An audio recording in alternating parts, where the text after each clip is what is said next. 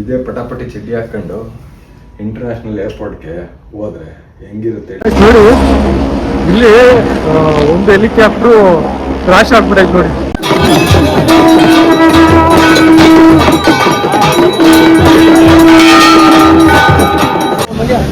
ನಾವು ಈ ಸ್ಮೆಲ್ಗೆ ಅರ್ಧ ಸುಸ್ತಾಗ್ಬಿಡ್ತೀವಿ. ಈ ಸ್ಮೆಲ್ ಇದೆಯಲ್ಲ ಕುದುರೆ ಲದ್ದಿದ್ದು ಮತ್ತೆ ಇದು ಮರೆಯದ ಹಾಡು, ಮೌನಗಳೇ ಸಾಕ್ಷಿಗಳು.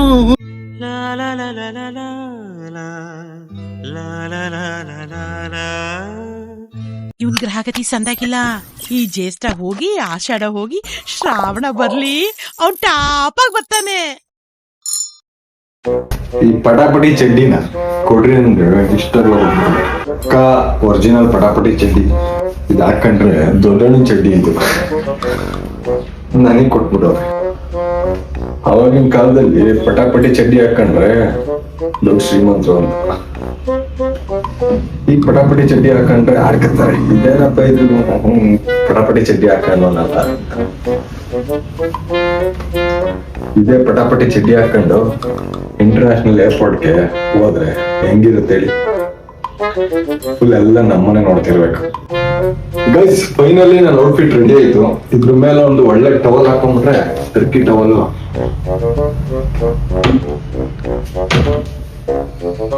ಈ ಟವಲ್ ಎಲ್ಲಿದು ಅಂತ ಗೊತ್ತಾ? ಗೊತ್ತಿಲ್ಲ ಅಲ್ವಾ? ಈ ಟವಲ್ ದುಬೈಯಲ್ಲಿ ಇಟ್ಕೊಂಡ್ಬಂದಿದ್ದೀವಿ. ಹಂಗೆ ಫೈನಲಿ ಹಳ್ಳಿ ಗೌಡ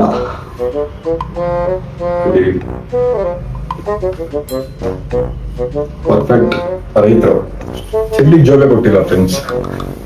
ಮೊಬೈಲ್ ಇಕ್ಕಳೋದು ಎಲ್ಲಿ ಅಂತ ಗೊತ್ತಾಯ್ತಾ ಇಲ್ಲ. ಪರ್ಸು ಮೊಬೈಲ್ ಎಲ್ಲ ಪರವಾಗಿಲ್ಲ. ಶರ್ಟ್ ಪಾಕೆಟ್ ಐತೆ. ಇದು ನನ್ನ outfit. Bengaluru international airport terminal 2ಗೆ ಈ ಔಟ್ಫಿಟ್ ಹಾಕೊಂಡು ಹೋಗ್ತಾ ಇದೀನಿ.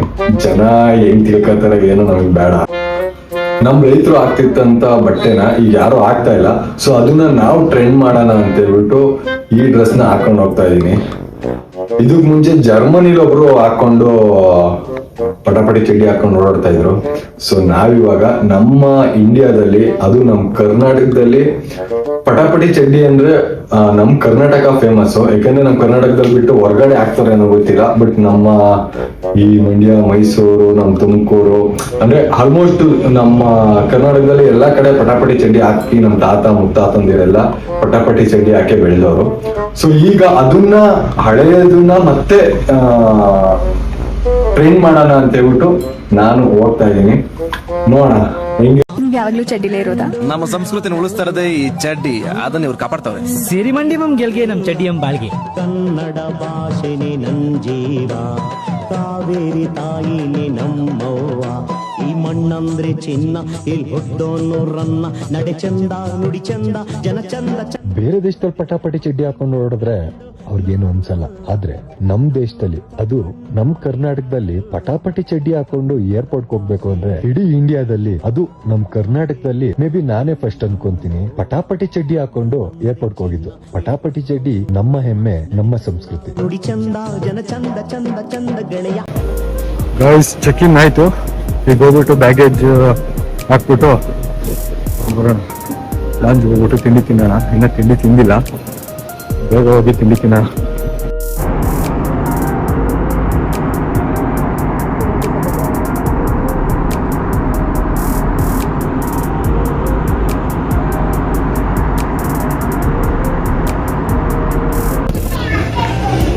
ಡೆಹ್ರಾಡೂನ್ ಏರ್ಪೋರ್ಟ್ ರೀಚ್ ಆದ್ವಿ. ನಮ್ಮ ಲಗೇಜ್ ಕಲೆಕ್ಟ್ ಮಾಡ್ಕೊಳ್ಳೋಣ. ಇನ್ನೂ 14 ಕಿಲೋಮೀಟರ್ಸ್ ಇದೆ. ಬೆಳಗ್ಗೆ ಅಂತೂ ತಿಂಡಿನೇ ತಿಂದಿಲ್ಲ. ಗೋಪುರ ಬೇರೆ ಅಲ್ಲೇ ಏರ್ಪೋರ್ಟಲ್ಲೇ ಬಿಟ್ಟು ಬಂದ್ವಾ. ಲಾಂಜ್ಗೆ ಹೋಗಿ ತಿಂಡಿ ತಿನ್ನೋಣ ಅಂದ್ಕೊಂಡ್ರೆ ಆಲ್ರೆಡಿ ಬೋರ್ಡಿಂಗ್ ಪಾಸ್ ಟೈಮ್ ಆಗ್ಬಿಟ್ಟಿತ್ತು. ಸೊ ಬೇಗ ಬಂದೆ. ಹೆಂಗೋ ಫ್ಲೈಟಲ್ಲಿ ಸ್ವಲ್ಪ ತಿಂಡಿ ಕೊಟ್ಟರು. ನಾನು ಬುಕ್ಕೇ ಮಾಡಿಲ್ಲ, ಬಟ್ ಅಂದರೂ ನನಗೆ ತಿಂಡಿ ಸಿಕ್ತು, ಉಪ್ಪಿಟ್ಟು ಮತ್ತು ಇಡ್ಲಿ. ಸೊ ಈಗ ಹೋಗ್ಬಿಟ್ಟು ಸ್ವಲ್ಪ ಫ್ರೆಶ್ ಅಪ್ ಆಗಿ ಏನಾದ್ರು ತಿನ್ಬೇಕು. ಋಷಿಕೇಶಿಂದ ಈಗ ರುದ್ರಪ್ರಯಾಗಿ ಬಂದ್ವಿ. ಸೊ ಈಗ ರುದ್ರಪ್ರಯಾಗಲ್ಲಿ ಊಟ ಮಾಡಿಕೊಂಡು ಇಲ್ಲೇ ಸ್ಟೇ ಮಾಡಿ ಬೆಳಗ್ಗೆ ಕೇದಾರ್ನಾಥ್ ಹೋಗಿ ಅಲ್ಲಿಂದ ಕೇದಾರ್ನಾಥ್ ಟ್ರೆಕ್ ಮಾಡಿ 21 ಕಿಲೋಮೀಟರ್ ಟ್ರೆಕ್ ಮಾಡಿ ಅಲ್ಲಿ ಸ್ಟೇ ಆಗಿ ಮಂಗಳವಾರ ಬೆಳಗ್ಗೆ ದರ್ಶನ ಮಾಡ್ಕೊಂಡು ಬರೋಣ ಅಂತ. ನಮ್ಮ ಬಾಯ್ಸ್ನ ನಿಮ್ಗೆ ಯಾರಿಗೂ ಮೀಟ್ ಮಾಡಿಸಿಲ್ಲ ಅಲ್ವಾ? ಇವನೊಬ್ಬ ಶರತ್ ಅಂತ ಹೇಳ್ಬಿಟ್ಟು ಅಲ್ಲಿ ಟಿ ಜಿ ಅಂತ ಹೇಳ್ಬಿಟ್ಟು ಹಾಯ್ ಮಾಡೋ. ಇವರು ತಿರು ಅಂತ ಹೇಳ್ಬಿಟ್ಟು ಇವರೆಲ್ಲ ಡಿಫ್ರೆಂಟ್ ಕಲೆಗಾರರು ಇವರೆಲ್ಲ. ತಿರು ಹೆಂಗಿದೆ ಎಕ್ಸ್ಪೀರಿಯನ್ಸು? ತುಂಬಾ ಚೆನ್ನಾಗಿದೆ, ಯಾವುದೇ ರೀತಿ ಅನಾನುಕೂಲ ಇಲ್ಲ. ಅದೇ ನಮ್ಮ ಫ್ರೆಂಡ್ಸ್ ಸ್ವಲ್ಪ ಪಾಟ್ಲೆ ಕೊಡ್ತಾರೆ, ಅದೇ ವ್ಯವಸ್ಥೆ ಆಗಿರೋದು ತುಂಬಾ ಚೆನ್ನಾಗಿದೆ. ನಿನ್ನ ಎಕ್ಸ್ಪೀರಿಯನ್ಸ್ ಹೆಂಗಪ್ಪ? ಇಲ್ಲಾಂದ್ರೆ ತುಂಬಾ ಸೂಪರ್ ಆಗಿರುತ್ತೆ. ಸ್ನೇಹಿತರೆ ಹೇಳ್ರಿ. ಕಾಣಲೇದು ಆಗಲ್ಲ, ಭಾಷೆ ಬೇರೆ ಸ್ವಲ್ಪ ಗೊತ್ತಾಗಲ್ಲ ಆಗ್ತಿದೆ. ಹಳ್ಳಿ ಮಕ್ಕಳು ನೀವು ತಿಂತ ಇದ್ದೀರಾ? ಸ್ಪೆಷಲ್ ಲಸ್ಸಿನ ಹೆಂಗಿದೆ? 120 rupees ಅಂತ ಅಣ್ಣ. ಅವ್ರು ಏನೇ ಅಂದ್ರು ಯಾರನ್ನ ಎಂಜಾಯ್ ಮಾಡ್ಬೇಕಾದ್ರೆ ಹಿಂಗೆ ಆಟಾಡ ಎಲ್ಲಿ ಹೋಗ್ಬೇಕಾದ್ರೆ ಸ್ನೇಹಿತರೆ ನೀವು ಹೆಂಗ್ರಿ ಮಾತಾಡ್ತೀರಾ? ಈಗೇನು ಕೇಳ್ಬೇಕು ಹೆಂಗ್ ಕೇಳ್ತೀರಾ? ಅಂತ ಹೋಗ್ತೀನಿ, ಬಟ್ ಅದು ಗೊತ್ತಾಗಲ್ಲ. ಸ್ಟಾಪ್ ಮಾಡ್ತೀನಿ. ಸ್ಟಾಪ್ ಮಾಡೋದು. रुद्रप्रयाग ब्रिज। भाई आप नाम क्या भाई? निशांत कश्यप। निशांत कश्यप। अभी कितने साल से ड्राइविंग करे? मेरे को 10-11 साल हो गए। 10-11 साल हो गए। आपको डायरेक्ट आने से? हाँ, प्रॉपर देहरादून से। कैसे एक्सपीरियंस हम लोग साथ? मुगिला ಅಭಿ ಸ್ಟಾರ್ಟ್ ನಮ್ಮ ಬಾಯ್ಸ್ ಎಲ್ಲ ರೆಡಿ ಆಗಿ ಕೂತವ್ರೆ. ಆ ಮೋಡದಿಂದ ಮಳೆಗೆ ಒಂದು ಸೂಕ್ತಿ ಇದೆ, ತಂಗಾಳಿಯಿಂದ ಉಬ್ಬಿಗೊಂದು ಕೀರ್ತಿ ಇದೆ. ನಿನ್ನ ಹೃದಯದಾಣೆ ಹೃದಯದಲ್ಲಿ ಪ್ರೀತಿ ಇದೆ, ಆ ಕತೆಗಳೆಲ್ಲ ಕಣ್ಣು ತುಂಬಿ ನೀರಾಗಿದೆ. ಇದು ಮರೆಯದ ಹಾಡು, ಮೌನಗಳೇ ಸಾಕ್ಷಿಗಳು, ಇದು ಮುಗಿಯದ ನೆನಪು, ವಿರಹಗಳೇ ಗುರುತುಗಳು. ಇದು ಮರೆಯದ ಹಾಡು, ಮೌನಗಳೇ ಸಾಕ್ಷಿಗಳು, ಇದು ಮುಗಿಯದ ನೆನಪು, ವಿರಹಗಳೇ ಗುರುತುಗಳು. ಕ್ಷಮಿಸುಬ ಒಮ್ಮೆ ಕ್ಷಮಿಸುಬ, ನೀ ತಾನೇ ನನ್ನ ಜೀವ ಎಂದು ಕಂಡ ಕನಸು, ಅದು ನಿನ್ನ ಮನಸ್ಸು, ನಿನ್ನ ಮನಸ್ಸಿಗಾಗಿ ಸೋತೆ. ಸ್ನೇಹಿತರೆ ಏನ್ರಿ ಅದು? ಫೇರ್ನೆಸ್. ನಿಮ್ಮ ಇದು ಸೌಂದರ್ಯದ ರಹಸ್ಯದ ಬಿಟ್ಟು ಫೇರ್ ಅಂಡ್ ಲವ್ಲಿ. ಗೈಸ್ ಈಗ ನಾವು ರೈಸ್ ಆಗ್ತಾ ಇದೆ. ಎಲ್ಲಿ ಹೋಗ್ತಾ ಇರೋದು ನಾವು? ಈಗ ನಾವು ಹೋಗ್ತಿರೋದು ಗೌರಿಕುಂಡಿಂದ ಸೋನ್ ಪ್ರಯಾಗ್ ಹೋಗ್ಬಿಟ್ಟು ಅಲ್ಲಿ ಕಾರ್ ಪಾರ್ಕ್ ಮಾಡ್ಬಿಟ್ಟು ಬೇರೆ ವೆಹಿಕಲ್ ತಗೋಬೇಕಂದ್ರೆ ಅಲ್ಲಿ ಲೋಕಲ್ ವೆಹಿಕಲ್ ನಲ್ಲಿ ಒಂದು 5-6 ಕಿಲೋಮೀಟರ್ ಹೋಗ್ಬಿಟ್ಟು ಮತ್ತೆ ಅಲ್ಲಿಂದ ನಾವು ಟ್ರೆಕ್ ಮಾಡ್ಬೇಕು. ಆಲ್ಮೋಸ್ಟ್ ಒಂದು 8 ಅವರ್ಸ್ ಬೇಕು. ಗೈಸ್ ಫೈನಲಿ ಸೋನ್ ಪ್ರಯಾಗಿಗೆ ಬಂದಿದೀವಿ. ಈಗ ಇಲ್ಲಿಂದ ನಾವು ಆಲ್ಮೋಸ್ಟ್ ಒಂದು 21 ಕಿಲೋಮೀಟರ್ ನಡ್ಕೊಂಡು ಹೋಗ್ಬೇಕು ಟ್ರೆಕ್ಕಿಂಗು. ಫುಲ್ ಬಿಸಿಲು. ಈ ಬಿಸಿಲಲ್ಲಿ ಏನು ಹೋಗೋದೋ ಏನೋ ಗೊತ್ತಿಲ್ಲ. ನೋಡ ಗೈಸ್ ಈಗ ಇಲ್ಲಿಂದ ಈ ಕೆಳಗಿಂದ 5 ಕಿಲೋಮೀಟ್ರು ಜೀಪಲ್ಲಿ ಬಂದ್ವಿ.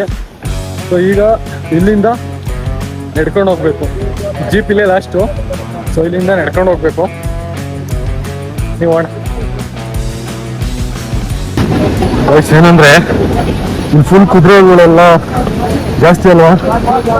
Full smell. ಯಾವ ಥರ ಅಂದರೆ ಫುಲ್ಲು ಗಲೀಜು, ಕೆಟ್ಟ ಸ್ಮೆಲ್. ಇನ್ನು 14 ಕಿಲೋಮೀಟರ್ ಇದೆ. ಟೋಟಲ್ 21 ಕಿಲೋಮೀಟರ್ ಒಂದು. ಬಟ್ ಗೊತ್ತಿಲ್ಲ 7 ಕಿಲೋಮೀಟರ್ ಬಂದಿದ್ದಾವೆ ಏನೋ. ಬಟ್ ಇನ್ನು 14 ಕಿಲೋಮೀಟರ್ ಇದೆ. ಇನ್ನು 14 ಕಿಲೋಮೀಟರ್ ಹೋಗ್ಬೇಕು. ಗೊತ್ತಿಲ್ಲ ಎಷ್ಟು ಕಿಲೋಮೀಟರ್ ಬಂದಿದ್ದೀವಿ ಅಂತ. ಇಲ್ಲಿ ಗಾಂಜಾ ಹೊಡಿತಾವ್ರೆ ಗೈಸ್. ಏನಂದ್ರೆ ಇಲ್ಲಿ ಜನಕ್ಕಿನ್ನ ಕುದುರೆನೇ ಜಾಸ್ತಿ. ಎಷ್ಟು ಕುದುರೆ ಗೊತ್ತಾ? ಜನ ಕಮ್ಮಿ, ಜನಕ್ಕಿನ್ನ ಕುದುರೆನೇ ಜಾಸ್ತಿ. ಗೈಸ್ ಚಳಿ ಫುಲ್ ಜಾಸ್ತಿ ಆಯ್ತು. ಬೆಳಗ್ಗೆ ಫುಲ್ ಬಿಸಿಲಿತ್ತು. ಮೇಲ್ ಬರ್ತಾ ಫುಲ್ ಕೈಯೆಲ್ಲ ಫ್ರೀಸ್ ಆಗ್ತೈತೆ. ಬೆಳಗ್ಗೆ ಜೋಶಲ್ಲಿ ಟೀ ಶರ್ಟು ಶಾರ್ಟ್ಸಲ್ಲಿ ಬಂದ್ಬಿಟ್ವಿ. ಈಗಂತೂ ಫುಲ್ ಚಳಿ ಆಗ್ತೈತೆ.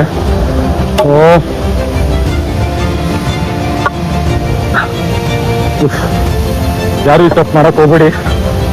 ಬಿಸಿಲೈತೆ ಅಂತ ಹೇಳ್ಬಿಟ್ಟು ಬರೀ ಟೀ ಶರ್ಟು ಶಾರ್ಟ್ಸಲ್ಲಿ ಬರಕ್ಕೆ ಹೋಗ್ಬೇಡಿ. ಮೇಲ್ ಬರ್ತಾ ಫುಲ್ ಚಳಿ ಆಗುತ್ತೆ. ಆಗಲೇ ಫಾಗ್ ನೋಡಿ, ಫಾಗ್ ಚೆಕ್ ಮಾಡಿ ಫಾಗ್ ನೋಡಿ, ಫುಲ್ ಫಾಗ್ ಆಗಿದೆ. ತಲೆ ಎಲ್ಲ ಫುಲ್ ಹಿಂಗಂತಾಯ್ತು. ಗೈಸ್ ಆಲ್ಮೋಸ್ಟ್ ರೀಚ್ ಆದ್ವಿ. ಇನ್ನು 6 ಕಿಲೋಮೀಟರ್ ಇದೆ. ನಮ್ಮ ಬಾಯ್ಸ್ ಎಲ್ಲ ಹಿಂದೆನೇ ಹೊರ್ಕೊಬಿಟ್ಟವ್ರೆ. ನಾನು ಮದುವೆ ಬರ್ತಾ ಇದ್ದೀನಿ. ಮೇಲೆ ಹತ್ತುತ್ತಾ ತುಂಬ ಚಳಿ ಆಗ್ತೈತೆ. ಈ ಕಡ್ಡಿ ನಾನು ಹಿಡ್ಕೊಂಡ್ರೆ ಜಾಗ ಬಿಟ್ಟು ಬೇರೆ ಜಾಗ ಹಿಡಿದ್ರೆ ಫುಲ್ ಕೋಲ್ಡ್ ಇರುತ್ತೆ. ಆಲ್ಮೋಸ್ಟ್ ರೀಚ್ ಆದ್ವಿ. ಇನ್ನು 6 ಕಿಲೋಮೀಟ್ರು. ಟೈಮು 4:15. ನೋಡೋಣ ಆದಷ್ಟು ಬೇಗ ರೀಚ್ ಆಗೋಣ. ನೋಡಿದ ಮಧ್ಯ ನೋಡಿ ಹೆಂಗೈತೆ ಐಸ್, ಫುಲ್ಲು ಸ್ನೋ. ಅದು ಬೆಟ್ಟದಲ್ಲಿ ನೋಡೋದು ತುದೀಲಿ. ಗೈಸ್ ಫೈನಲಿ ರೀಚ್ ಆದ್ವಿ. ಎಂಟ್ರೆನ್ಸಲ್ಲಿ ನಮಗೆ ರೂಮ್ ಸಿಗುತ್ತೆ. ತುಂಬ ಚೆನ್ನಾಗಿದೆ. ವಿಡಿಯೋಲಿ ಕಾಣಿಸ್ತಾ ಇದೆಯಲ್ಲ ದೇವಸ್ಥಾನ, ಅದೇ ಹೋಗ್ತಾ ಇದ್ದೀವಿ. ಆಲ್ಮೋಸ್ಟ್ ರೀಚ್ ಆದ್ವಿ.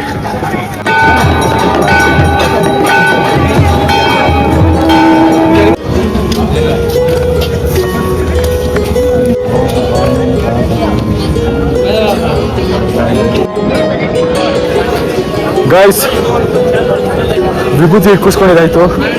ಈಗ ದರ್ಶನಕ್ಕೆ ಹೋಗೋಣ. ಜನ ಕಮ್ಮಿ, ಅಷ್ಟೊಂದು ಜನ ಇಲ್ಲ. ನಮ್ಮ ಲಾಯರ್ ತಿರುವವರೆಲ್ಲ ಹೋಗ್ಬಿಟ್ಟವ್ರೆ. ಸೂಪರ್ ದರ್ಶನ, ಒಳ್ಳೆ ದರ್ಶನ ಮಾಡ್ಕೊಂಡು ಒಂದು ಎಕ್ಸ್ಪೀರಿಯನ್ಸು. ಒಂದ್ಸಲ ಜೀವನದಲ್ಲಿ ಒಂದ್ಸಲ ಆದರೂ ಈ ಪ್ಲೇಸಿಗೆ ಬಂದು ಕೇದಾರ್ನಾಥಲ್ಲಿ ದರ್ಶನ ಮಾಡ್ಕೊಳ್ಳೇಬೇಕು. ತುಂಬ ಚೆನ್ನಾಗಿದೆ. ನಾನು ರುದ್ರಾಕ್ಷಿ ತಗೊಂಡೆ, ಏಕಮುಖ ರುದ್ರಾಕ್ಷಿ. ಕಡಿಮೆ ರೇಟ್ ಸಿಗುತ್ತೆ. ನಾವು ಆನ್ಲೈನ್ ಚೆಕ್ ಮಾಡಿದ್ರೆ 2,000, 3,000, 10,000, 12,000 ಹೇಳ್ತೀನಿ. ನೋಡಿ ಸೂಪರ್ ಆಗಿದೆ. ಯಾರಿಗಾರು ಏಕಮುಖಿ ರುದ್ರಾಕ್ಷಿ ಬೇಕು ಅಂತಿರೋ ಓಕೆ.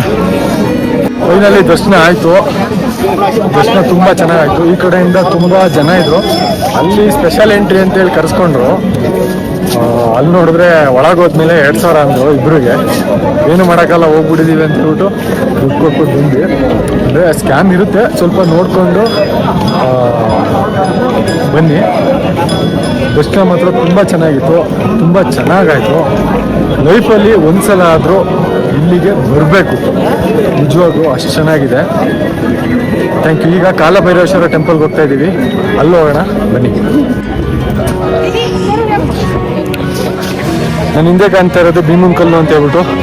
ಲಾಸ್ಟ್ ಟೈಮು ಫ್ಲಡ್ ಆದಾಗ ಇಲ್ಲಿವರೆಗೂ ಫ್ಲಡ್ ಆಗಿತ್ತು. ಇನ್ನು ಮುಂದಕ್ಕಾಗಿರಲಿಲ್ಲ. ಈ ಕಲ್ಲು ಅದನ್ನು ಫ್ಲಡ್ನ ತಡೆದಿತ್ತು. ಅಂದರೆ ದೇವಸ್ಥಾನ ತಡೀತಾ ಇರೋದು ಈ ಭೀಮನ್ ಕಲ್ಲು. ಅಂದರೆ ದೇವಸ್ಥಾನಕ್ಕೆ ಏನೋ ತೊಂದರೆ ಆಗದೆ ಇರೋ ಥರ ಕಾಪಾಡ್ತಾ ಇರೋದು ಈ ಭೀಮನ್ ಕಲ್ಲು. ಇಲ್ಲಿ ಫ್ರೀ ಅನ್ನ ಸಂದರ್ಪಣೆ, ಅನ್ನ ಸಾಂಬಾರು ಮಾತ್ರ ತುಂಬ ಚೆನ್ನಾಗಿರುತ್ತೆ. ಮತ್ತು ಇಲ್ಲೇನಂದರೆ ಒಂದು ತುತ್ತನ್ನು ವೇಸ್ಟ್ ಮಾಡಬಾರ್ದು, ಎಲ್ಲರಿಗೂ ಸಿಗುತ್ತೆ.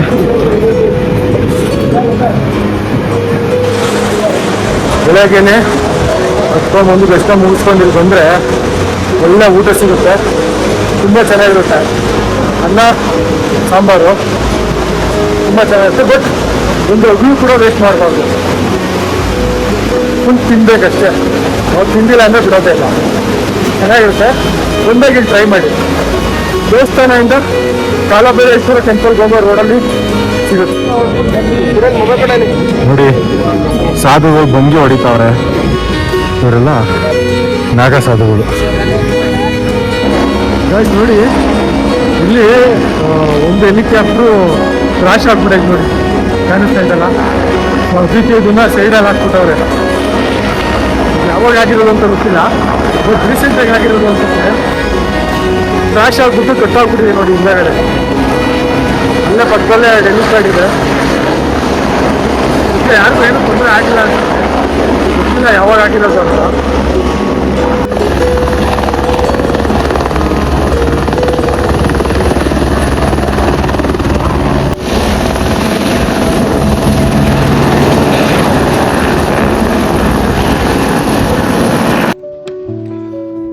ಗೈಸ್ ಫೈನಲಿ ದರ್ಶನ ಮಾಡ್ಕೊಂಡು ಎಲ್ಲರೂ ವಾಪಸ್ ಹೋಗ್ತಾ ಇದೀವಿ.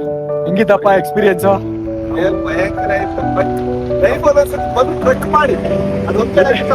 ಹೆಲಿಕಾಪ್ಟರ್, ಕುದುರೆ, ಡೋಲಿನೆಲ್ಲ ಬರಕ್ ಹೋಗ್ಬಿಡಿ. ಬಂದ್ರೆ ನಡ್ಕೊಂಡು ಟ್ರಕ್ ಮಾಡ್ಕೊಂಡ್ ಬನ್ನಿ. ಬೆಳಗ್ಗೆ 8 ಇಲ್ಲ 9 ಟ್ರಕ್ ಮಾಡಿ ತುಂಬಾ ಚೆನ್ನಾಗಿರುತ್ತೆ. ಟ್ರಕ್ ಮಾಡಿ ಪ್ರೊಫೆಷನಲ್ ಅಗೋರಿ ಆಗ್ತೀರಾ ಏನಾದ್ರೆ ಇವ್ರ ತರ ಬಂದು ಟ್ರಕ್ ಮಾಡ್ಕೊಂಡ್ ಬಂದು ಆ ದೇವ್ರ ದರ್ಶನ ಮಾಡ್ತೀವಲ್ಲ, ಅವಾಗ ಮೈ ಕೈ ನೋವೆಲ್ಲ ಹೊರಟೋಗ್ಬಿಡುತ್ತೆ. ಹರ ಹರ ಮಹಾದೇವ್. ಸ್ವಾಮೀಜಿ ಇವ್ರು ಹೊಸ ಅಗೋರಿ, ಇವ್ರು ಮಾಡ್ರನ್ ಅಗೋರಿ ಆಗ್ಬಿಟ್ಟವ್ರೆ.